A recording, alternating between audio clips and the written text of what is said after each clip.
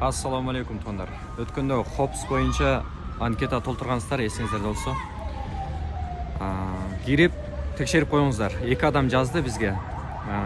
Багында сынак тапшыруу боюнча, экзамен тапшыруу боюнча бизге келди депчи.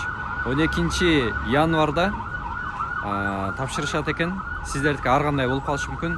Айтайын дегеним, поштага кирип текшерип коюңуздар. Балки сиздерге да келгендир, балки эми келеттир. Орусча багындай сынак тапшырасыздар. Орусча суроолор берилет ал жерде. Тала боюнча кетмендин орусчалары, мисалы багындай дождовик керекпи, керек эмеспи, ошогон дыйканчылык боюнча суроолор болот. Аны ChatGPT'денби же болбосо кечиресиздер, ChatGPT'денби же болбосо YouTube'данбы карап үйрөнүп алыңыздар. Так, да кайсы нерсени айтайын деп атам. Ошол лайктан басып башкаларга бөлүшүп коюңуздар туугандар. Башкалар дагы текшерип билип алышсын.